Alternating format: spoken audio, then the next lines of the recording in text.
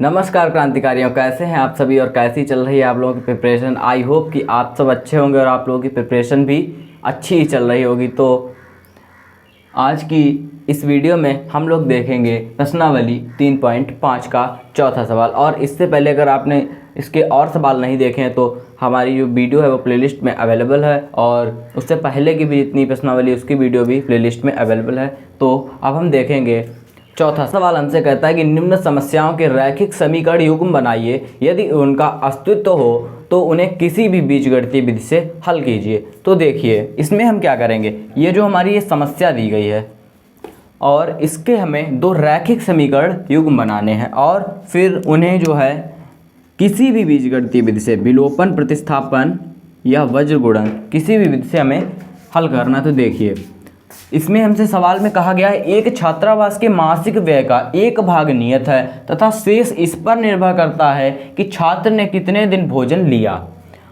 जब एक विद्यार्थी ए को 20 दिन भोजन करता है, एक विद्यार्थी ए को जो 20 दिन भोजन करता है, रुपये 1000 छात्रावास के व्यय के लिए अदा करने पड़ते हैं। जबकि एक विद्यार्थी बी को जो 26 दिन भोजन करता है, छात्रावास के व्यय के लिए रुपये 1180 अदा करने पड़ते हैं। नियत भाग और प्रतिदिन के भोजन व्यय का मूल्य ज्ञात कीजिए। तो हमें इसमें क्या बताना है, सवाल को आप लोगों ने ध्यान से पढ़ा होगा तो आपको पता चल जाएगा कि एक भाग नियत है और दूसरा एक भाग, तो हॉस्टल में अगर आप छात्रावास में अगर आप रहते हैं तो उसका एक भाग नियत है और दूसरा आपने अगर भोजन किया, आप अगर भोजन नहीं कर रहे हैं तो उतने रुपए आपके नहीं पड़ेंगे, आपने भोजन किया तो उसके रुपए आपके पड़ेंगे। तो देखिए नियत भाग जो हमारा है वो क्या है, नियत भाग मान लिया हमने कि नियत भाग हमारा है x रुपए। नियत भाग हमारा जो हमसे पढ़ना ही पढ़ना है अगर हम छात्रावास में रहते हैं तो वो हमारा x रुपये है। और जो हम भोजन लेते हैं, भोजन का व्यय,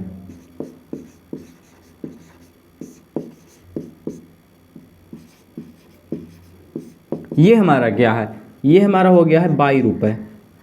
ठीक, और अब इसमें हमें दी गई है शर्त। तो हम शर्त में देखेंगे कि जब एक विद्यार्थी ए को जो 20 दिन भोजन करता है, रुपये 1000 छात्रावास के व्यय के लिए अदा करने पड़ते हैं। जो उसने रुपये 1000 अदा किए वो सिर्फ 20 दिन के भोजन के नहीं हैं, उसमें हमारा नियत भाग जो है वो भी इंक्लूडेड है। तो देखिए प्रथम शर्तानुसार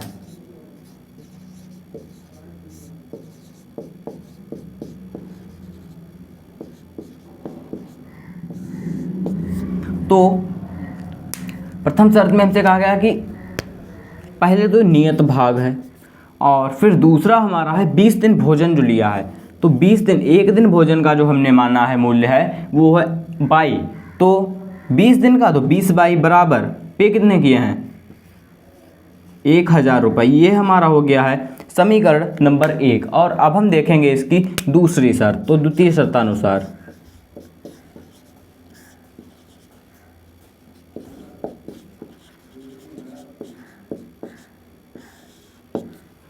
तो दूसरी शर्त में हमसे कहा गया है जबकि एक विद्यार्थी बी को जो 26 दिन भोजन करता है, छात्रावास के व्यय के लिए 1180 अदा करने पड़ते हैं।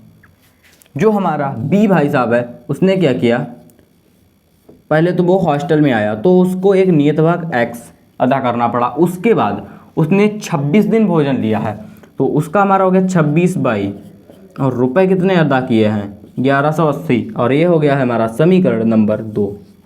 और हमसे सवाल में कहा गया है कि किसी भी बीजगणितीय विधि से हल करिए, कोई भी हमारे ऊपर प्रतिबंध नहीं है। तो इसको हम हल करेंगे विलोपन विधि से। किस विधि से, विलोपन विधि से। तो देखिए विलोपन विधि से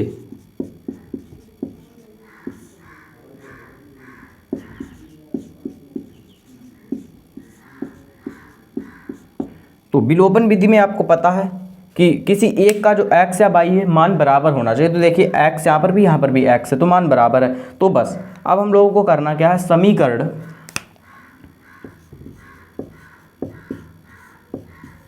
एक और माइनस समीकरण 2, माइनस समीकरण 2। तो ठीक है अधिकारियों, अब हम लोग सबसे पहले लिख लेंगे समीकरण 1 जो हमारा है x + 20/22 = 1000।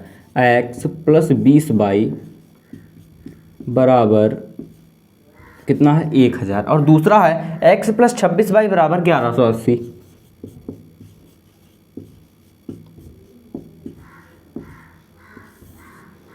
तो देखिए माइनस किया है हमने तो चिन्ह बदल जाएगा, ये हमारा चिन्ह जो है वो बदल गया, x से x कैंसिल हो जाएगा और माइनस 26y प्लस का 20y, तो यहाँ पर आ जाएगा माइनस का 6y और यहाँ पर आ जाएगा माइनस का 180। तो माइनस से माइनस कैंसिल, 6 से कैंसिल हुआ तो y बराबर में हमारा आ गया 30। तो y का तो मान आ गया है 30। अब हमको क्या करना है, y का मान समीकरण 1 में रखने पर, तो देखिए y का मान यहाँ पर लिखते हैं,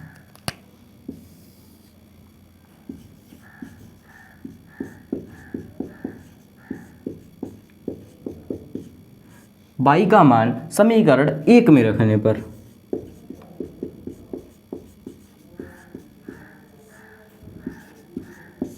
तो समीकरण 1 क्या है, x प्लस 20y बराबर 1000, x प्लस 20y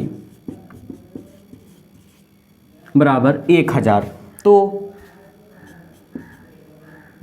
ये हो गया हमारा x और प्लस 20 और y की वैल्यू हमारी आई है 30 बराबर में 1000, x और प्लस ये हमारा कितना हो जाएगा 600 और ये हमारा 1000 है।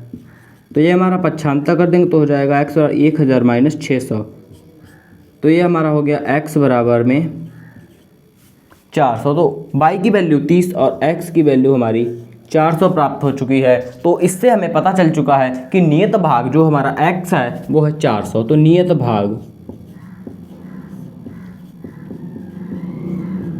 बराबर 400 रुपये और भोजन का व्यय, भोजन का व्यय, भोजन का व्यय नहीं, भोजन का मूल्य कितना है 30 रुपये। तो क्रांतिकारियों आपका चौथे सवाल का पहला पार्ट सॉल्व हो चुका है और अब आप लोग देखिए इसका तो सेकेंड पार्ट में हमसे कहा क्या गया है, हमसे कहा गया कि एक भिन्न 1/3 हो जाती है जब उसके अंश से 1 घटाया जाता है और वह 1/4 हो जाती है जब हर में 8 जोड़ दिया जाता है। वह भिन्न ज्ञात कीजिए। अब हमको भिन्न ज्ञात तो है नहीं, तो उसके लिए हमको क्या करना पड़ेगा, हमको करना पड़ेगा सबसे पहले एक भिन्न माननी पड़ेगी। तो माना भिन्न बराबर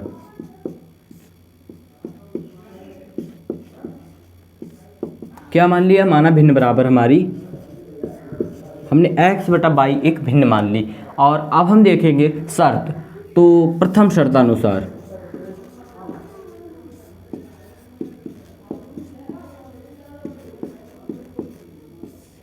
तो हमसे इसमें प्रथम शर्त में कहा गया है जब उसके अंश से 1 घटाया जाता है। तो ये तो रही हमारी भिन्न x/y और उसके अंश से हमने 1 घटा दिया।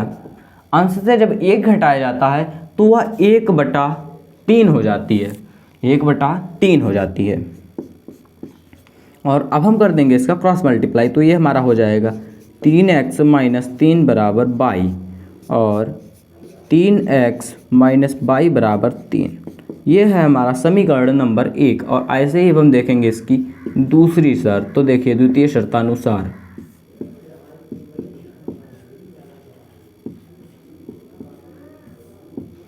तो दूसरी शर्त में हमसे कहा गया है 1/4 हो जाती है जब हर में 8 जोड़ दिया जाता है। तो ये रही हमारी भिन्न और इसके हर में हमने 8 जोड़ दिया, लेकिन अभी हो कितनी गई है, अभी हो चुकी है हमारी 1/4। तो इसका भी हम क्रॉस मल्टीप्लाई कर देंगे तो 4x बराबर में y प्लस 8, तो 4x माइनस y बराबर 8। तो ये हो गया है हमारा समीकरण नंबर 2। तो अब हमें करना क्या है, इधर भी हमारा y है इधर भी हमारा y है, तो विलोपन विधि से हम इसको सॉल्व कर लेंगे। तो देखिए विलोपन विधि से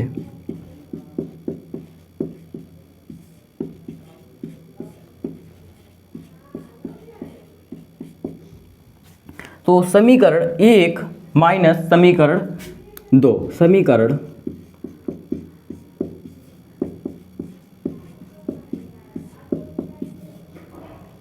समीकरण एक हमारा है 3x माइनस वाई बराबर 3।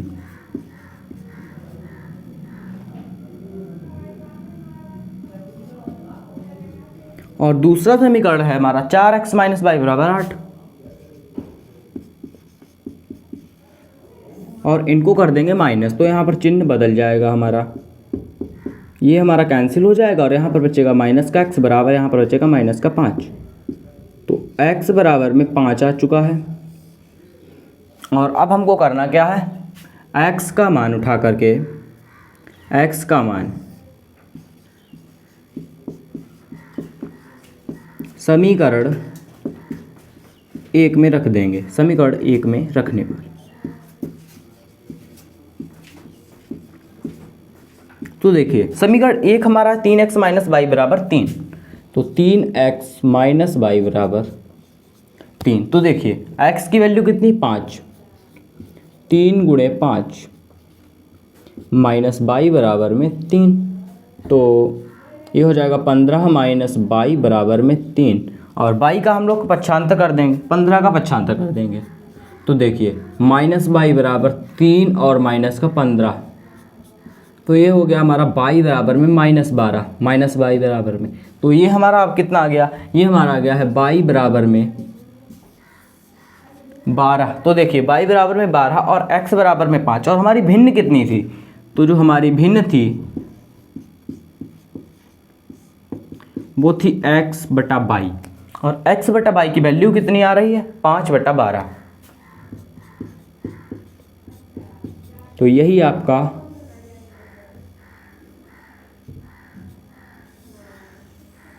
5 बटा 12 ही आपकी भिन्न है और यही आपका उत्तर है। तो आपका दूसरा पार्ट सॉल्व हो चुका है। और अब आप लोग देखिए इसका तीसरा पार्ट। तीसरे पार्ट में हमसे कहा गया कि यश ने एक टेस्ट में 40 अंक अर्जित किए जब उसे प्रत्येक सही उत्तर पर 3 अंक मिले तथा अशुद्ध उत्तर पर 1 अंक की कटौती की गई। यदि उसे सही उत्तर पर 4 अंक मिलते तथा अशुद्ध पर 2 अंक कटते तो यश ने 50 अंक अर्जित करता।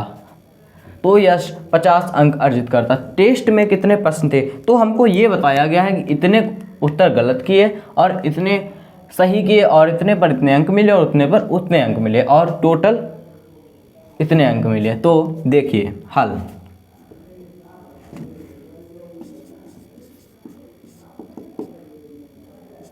तो हल में हम क्या देखेंगे, सबसे पहले तो हम देखेंगे सही उत्तर।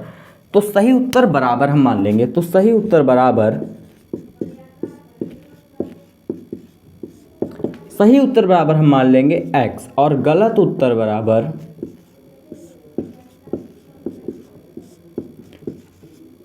हम मान लेंगे y। और अब हम देखेंगे इसकी शर्त।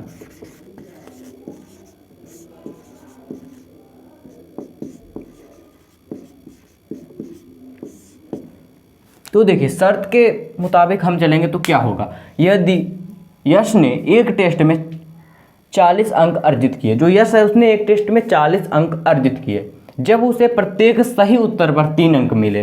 तो उसे जो सही उत्तर था उस पर 3 अंक मिले तथा अशुद्ध उत्तर पर 1 अंक की कटौती की, जिसे हम लोग निगेटिव मार्किंग कहते हैं। तो सबसे पहले तो हम लोग देखेंगे कि उसे 3 अंक मिले। तो 3 अंक मिले हैं उसे एक सही उत्तर पर। तो सही उत्तर है हमारा x और अंक है 3। तो देखिए ये हो गया हमारा 3x और 3x जो उसके अंक है वो अर्जित कर चुका है। और जो निगेटिव मार्किंग हमारी होती है, जो अंक हम सही उत्तर पर अर्जित करते हैं उसमें से हमारे जो मार्क्स निगेटिव मार्किंग वाले होते हैं वो हमारे उतने माइनस हो जाते हैं। तो देखिए कैसे होगा, जब उसे प्रत्येक सही उत्तर पर 3 अंक मिले तथा अशुद्ध उत्तर पर 1 अंक की कटौती की गई। जो अशुद्ध उत्तर होने पर 1 अंक कटता है वो हमारे सही वाले उत्तर से काट लिया जाता है। तो देखिए काट लिया जाता है मतलब कि माइनस कर लिया जाता है। तो यहाँ पर हम माइनस लगा देंगे और 1 अंक की कटौती की गई गलत उत्तर पर। और गलत उत्तर हमारा 22। तो 1 22 होता है बराबर 22। तो 22 और बराबर, तो 40 अंक अर्जित किए। कितने, 40 अंक भाई साहब उसने अर्जित कर लिए हैं। तो ये हमारा हो गया समीकरण नंबर 1। और अब हम देखेंगे इसकी दूसरी शर्त। तो दूसरी शर्त में हमें देखने को मिला यदि उसे सही उत्तर पर 4 अंक मिलते। तो देखिए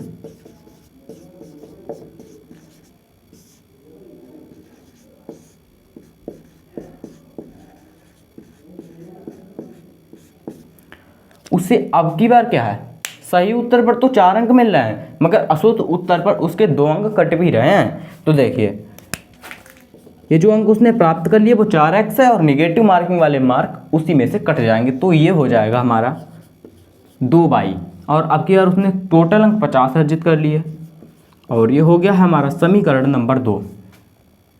तो अब हम क्या करेंगे, विलोपन विधि से इसको सॉल्व करेंगे। तो विलोपन विधि से सॉल्व करने के लिए हमें जो समीकरण 1 है इसमें 2 से गुणा करना पड़ेगा, तो ये हमारा 2/, हो जाएगा। तो समीकरण 1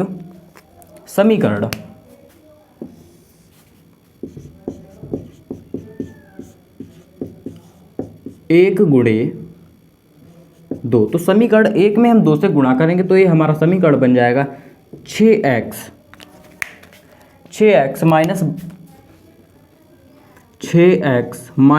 2/, बराबर में 80। और इस समीकरण को हम नाम दे देंगे समीकरण नंबर 3।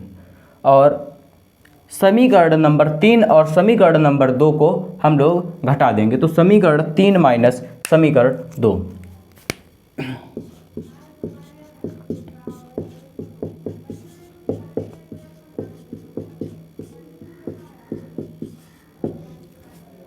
तो देखिए समीकरण हमारा 3 जो है वो है 6x माइनस 2/, बराबर 80, और 2 है हमारा 4x माइनस 2/, बराबर में 50। और देखिए चिन्ह हमारे चेंज हो जाएंगे और ये हमारा कैंसिल हो जाएगा। यहाँ पर बचेगा हमारा 2x और यहाँ पर बचेगा 30। 2 से 15 कट जाएगा 30, तो 15 बच जाएगा। तो x बराबर में हमको प्राप्त हो चुका है 15। x बराबर में हमको 15 प्राप्त हो चुका है, और अब हमको ज्ञात करनी है y की वैल्यू। तो x का मान समीकरण 1 में रखने पर, तो देखिए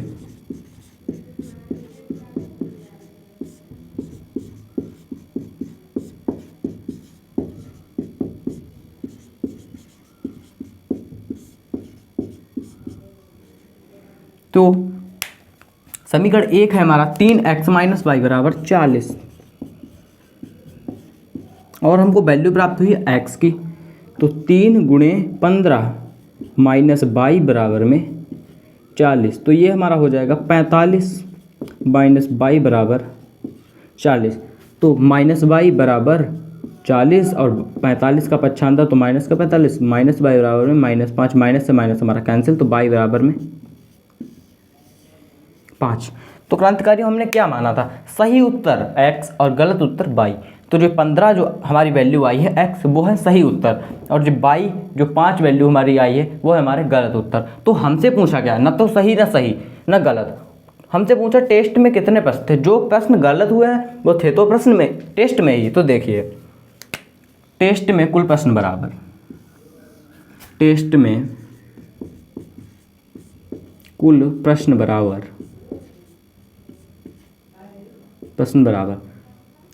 x प्लस y। तो देखिए x की वैल्यू हमारी है 15 और y की वैल्यू है हमारी 5, तो ये कितना आ गया 20। तो हम लिख सकते हैं ना कि टेस्ट में कुल प्रश्न बराबर 20। तो मतलब टेस्ट में कुल 20 प्रश्न थे। मैं आपको एकदम स्टेप बाय स्टेप हर चीज़ बता रहा हूँ। अगर आप इस तरीके से ही अगर एग्जाम में लगाएंगे तो आपका एक भी नंबर नहीं कटेगा, और आपका जो सवाल है बहुत ही एकदम सिस्टमेटिक वे में बढ़िया सवाल दिखेगा। तो आप लोग भी ऐसा ही सवाल लगाने की बिल्कुल प्रैक्टिस करिए, और आप लोग प्रैक्टिस बराबर करते रहिए। रिवीजन जितना करेंगे उतना ही जो आपकी तैयारी है वो सॉलिड होगी, क्योंकि रिवीजन जितना अच्छा होगा उतना ही आप एग्जाम में भी अच्छा करेंगे। तो इसके साथ हम देखेंगे इसका चौथा पार्ट। तो क्रांतिकारियों अब आप लोग देखिए इसका चौथा पार्ट। तो चौथे पार्ट में हमसे कहा गया है एक राजमार्ग पर 2 स्थान A और B 100 किलोमीटर की दूरी पर हैं। एक कार A से तथा दूसरी कार B से एक ही समय पर चलना प्रारंभ करती हैं। यदि ये कारें भिन्न भिन्न चालों से एक ही दिशा में चलती हैं तो वे 5 घंटे पश्चात मिलती हैं। यदि वे विपरीत दिशा में चलती हैं तो 1 घंटे के पश्चात मिलती हैं। दोनों कारों की चाल ज्ञात कीजिए। तो ये जो आपका सवाल है वो है स्पीड, टाइम एंड डिस्टेंस का। तो देखिए इसमें हम मान लेंगे पहली कार की चाल ए से तथा दूसरी कार बी से किस समय पर चलना प्रारंभ करती है। कारें भिन्न भिन्न चालों से एक ही दिशा से चलती हैं तो पहली कार की चाल, तो पहली कार की चाल बराबर पहली कार की चाल, तो क्या है, हमने मान ली x किलोमीटर पर आवर, और दूसरी कार की चाल ये हो गई हमारी y किलोमीटर पर आवर। ठीक, और अब हमें इसमें देख लिए शर्त, तो प्रथम शर्तानुसार, प्रथम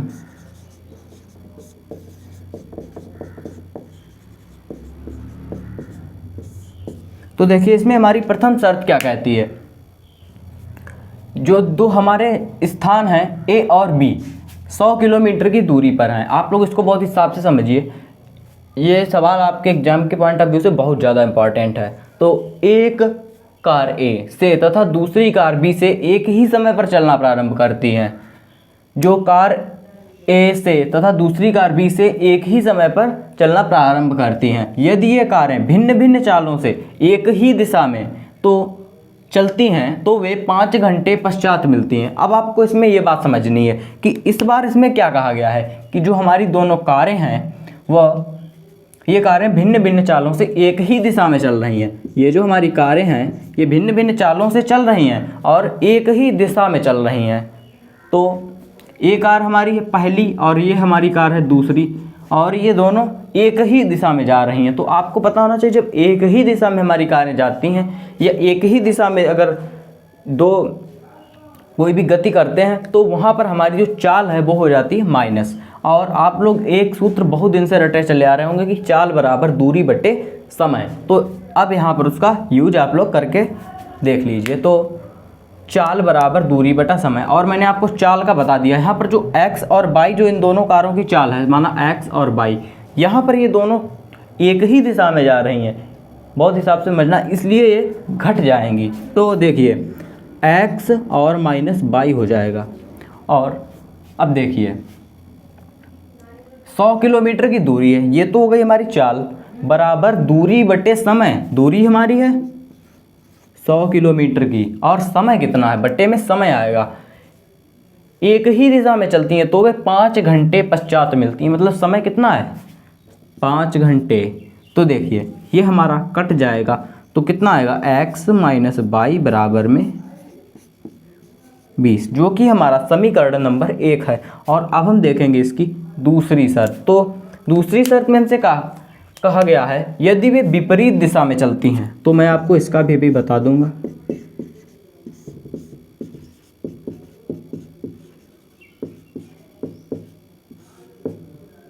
इसमें हमें बताया गया है यदि वे विपरीत दिशा में चलती हैं तो भी 1 घंटे पश्चात मिलती हैं। अब विपरीत दिशा का कॉन्सेप्ट होता है कुछ ऐसा कि ये हमारी कार आ रही है पहली, ये हमारी कार आ रही है दूसरी, x से स्पीड से आ रही, y स्पीड से आ रही। अब ये दोनों एक ही तरफ आ रही हैं, जब ये एक ही दिशा में चलेंगी तो ये जो हमारी कार की जो चाल है वो दोनों कारों की चाल जुड़ जाएगी, क्योंकि दोनों एक ही तरफ एक ही दूरी 100 किलोमीटर की दूरी है, उसमें दोनों लोग आ रहे हैं और तो दोनों की गति जुड़ जाएगी। तो देखिए क्या हो जाएगा इस बार हमारा समीकरण, वो हो जाएगा x प्लस y, और ये तो हो गई हमारी चाल बराबर दूरी बटे समय। दूरी तो हमारी 100 किलोमीटर ही है, और समय इस बार क्या है, समय हो गया है परिवर्तित, क्योंकि अब की बार दोनों लोग आ रहे हैं और उस बार दोनों अलग अलग दिशा में जा रहे थे। तो यहाँ पर हमारा 1 घंटे समय है, 1 घंटा। तो देखिए x प्लस y बराबर में 100, ये हमारा हो गया है समीकरण नंबर 2। तो अब हम इसे विलोपन विधि से हल कर लेंगे। तो देखिए अब की बार हम इन दोनों समीकरणों को जोड़ देंगे। तो समीकरण 1 प्लस समीकरण 2,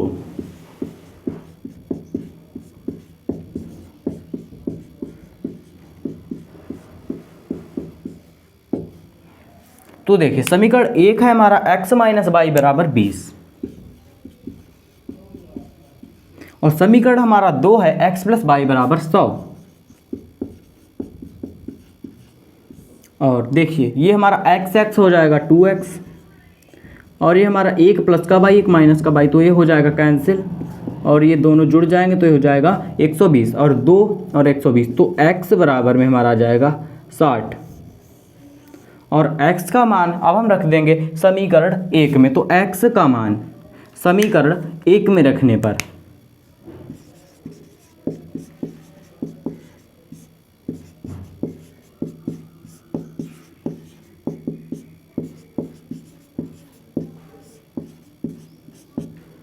तो समीकरण 1 है हमारा x माइनस वाई बराबर 100,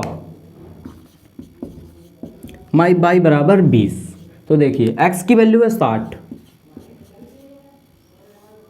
और माइनस बाई और ये हो गया हमारा 20। तो देखिए ये हो गया हमारा बाई माइनस का और ये हो गया 20। 60 का पक्षांतर हो जाएगा, माइनस का 60 हो जाएगा और ये हमारा हो जाएगा माइनस बाई बराबर में माइनस 80।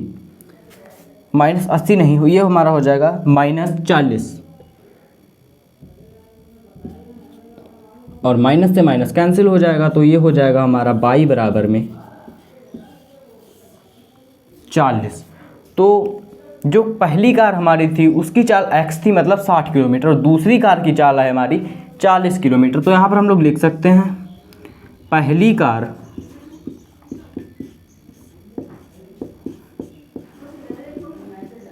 की चाल x किलोमीटर पर घंटा थी मतलब, तो x की वैल्यू कितनी है 60। पहली कार की चाल बराबर x किलोमीटर पर आवर और दूसरी कार की चाल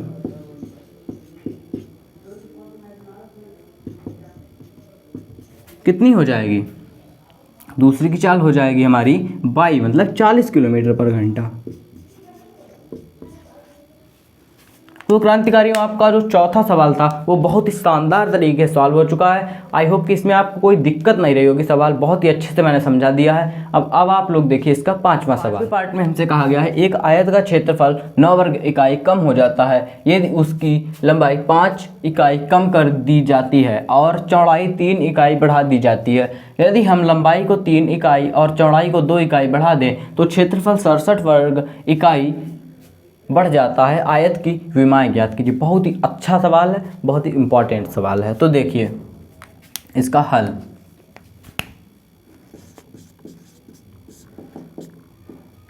तो सबसे पहले तो आयत की 2 विमाएँ होती हैं जैसा कि आप लोग जानते ही होंगे। ये रहा हमारा इसे आयत, इसमें 2 विमाएँ हैं, पहली लंबाई है दूसरी चौड़ाई है। जैसे मान लिया कि चौड़ाई लंबाई हमारी बाई और चौड़ाई हमारी x है तो ये हमारा आयत होता है। तो देखिए इसकी आमने सामने की भुजाएं बराबर होती हैं और इसका हर कोण 90 डिग्री होता है। तो देखिए लंबाई बराबर कितना हमने मान लिया x और चौड़ाई हमने मान ली है बाई। तो लंबाई और चौड़ाई तो हमने मान ली और बात इसमें की गई है क्षेत्रफल की। अब आप लोगों को पता होगा कि आयत का क्षेत्रफल जो हमारा होता है, आयत का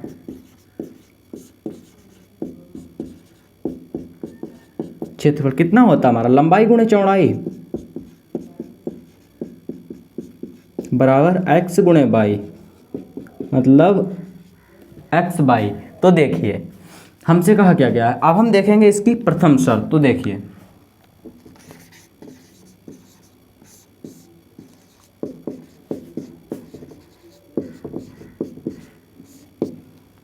तो प्रथम शर्त में हमसे क्या कहा गया है कि आयत का क्षेत्रफल 9 वर्ग इकाई कम हो जाता है। लेकिन कम कब हो जाता है, यदि उसकी लंबाई 5 इकाई कम कर दी जाती है। तो लंबाई हमारी है x और लंबाई को हमने जो है 5 वर्ग इकाई कम कर दिया और चौड़ाई 3 इकाई बढ़ा दी जाती है और चौड़ाई जो है वो हमारी उसको हमने 3 वर्ग इकाई बढ़ा दिया। और आप लोग जानते हैं कि बात चल रही क्षेत्रफल की, इसलिए बीच में गुणा का निशान लग जाएगा। तो टोटल हमारा जो क्षेत्रफल था वो था हमारा x बाई था और वो हमारा 9 वर्ग इकाई कम हो चुका है तो -9। तो देखिए ये हमारा गुणा करेंगे तो हो जाएगा x by plus 3x minus 5 by और -15 बराबर x बाई और -9। तो देखिए x बाई से तो हमारा x बाई कैंसिल हो जाएगा और अब हम कर लेंगे इसका पक्षांतर। तो 3x माइनस 5 बाई और -15 और माइनस का 9 इधर आएगा तो प्लस का 9 और इधर हो जाएगा हमारा 0। तो 3x, चलो 9 को हमने उधर ही रहने दिया, और 15 का भी हम पक्षांतर कर लेंगे। तो देखिए ये हमारा हो गया 3x माइनस 5y बराबर, ये हमारा माइनस का ना, और 15 का पक्षांतर करेंगे तो प्लस का 15 हो जाएगा। तो समीकरण हमारा जो बना है वो है 3x माइनस 5y बराबर 6, जो कि हमारा है समीकरण नंबर 1। और अब आप लोग देखिए इसकी दूसरी शर्त।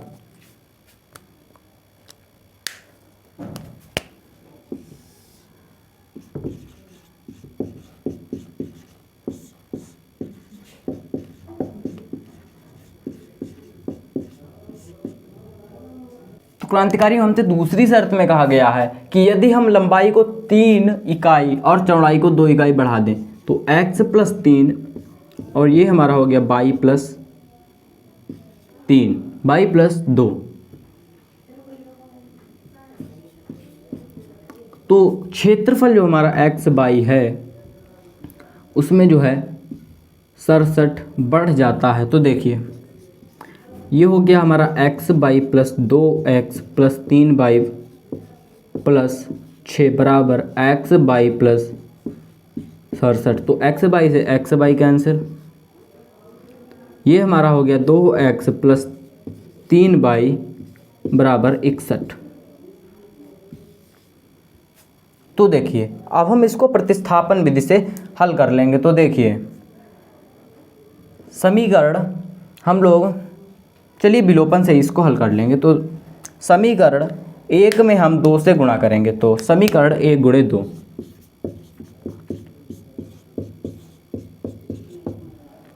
तो समीकरण 1 में जब हम 2 से गुणा करेंगे तो ये हमारा हो जाएगा 6x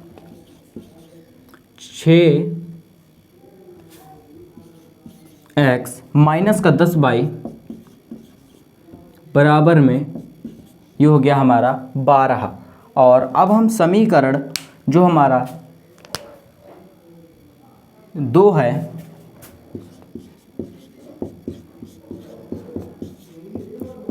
इसमें हम अब 3 से गुणा कर देंगे। तो देखिए ये हो गया हमारा 6x, और ये हमारा हो गया 9y, और ये हो गया हमारा 183। तो देखिए समीकरण ये हो गया है हमारा 3, और ये हो गया है हमारा समीकरण 4। तो देखिए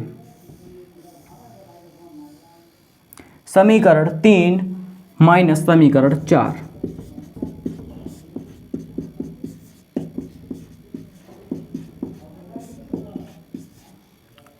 तो हो जाएगा 6x माइनस 10y बराबर में 12, और 6x माइनस 9y बराबर में 183। तो माइनस ये हमारा प्लस और ये हमारा माइनस, तो ये हमारा कैंसिल हो जाएगा, और यहाँ पर हमारा बचेगा माइनस का y,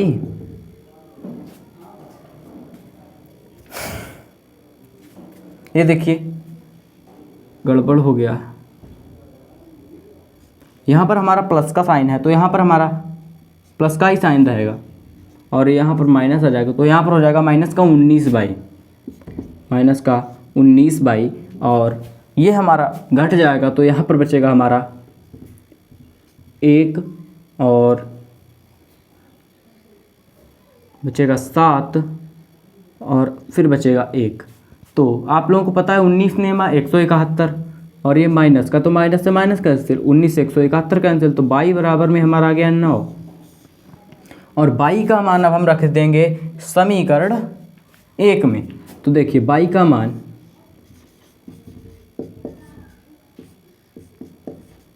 समीकरण 1 में रखने पर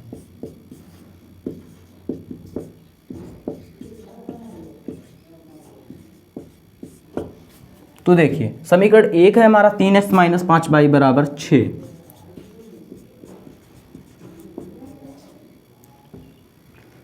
और y की वैल्यू हमारी है 9, तो 3x माइनस 5 गुणे 9 बराबर में 6, तो 3x बराबर में 6 और 9 अपना 45 प्लस 45, 3x बराबर में हमारा आ गया 51, और ये हो जाएगा हमारा कैंसिल, तो ये हो गया हमारा x बराबर में 17, तो हमसे पूछा क्या गया था, विमाएँ पूछी गई थी इसकी। और विमाएँ हमारी क्या होती हैं, पहली विमा हमारी लंबाई और दूसरी विमा हमारी चौड़ाई होती है। तो देखिए विमाएँ पूछी गई मतलब लंबाई और चौड़ाई पूछी गई, तो हमारी लंबाई बराबर में हो गई है, लंबाई है हमारी 17 इकाई और चौड़ाई है हमारी 9 इकाई। तो क्रांतिकारियों, आपका जो चौथा सवाल था वो पूरा समाप्त हो चुका है। और अब आप लोगों को करना क्या है, इसके जितने भी सवाल थे और पीछे के भी जितने सवाल हैं, बस आप लोग रिवीजन अच्छे से करिए और चैनल को सब्सक्राइब करके बेल आइकन को ऑल में जाकर प्रेस कर लीजिए। और वीडियो अगर अच्छी लगी हो तो हमें कमेंट करके बताइए और लाइक करिए, अपने दोस्तों को ज़्यादा से ज़्यादा शेयर करिए। मिलेंगे अगली वीडियो में नई प्रश्नावली के साथ, और तब तक के लिए धन्यवाद।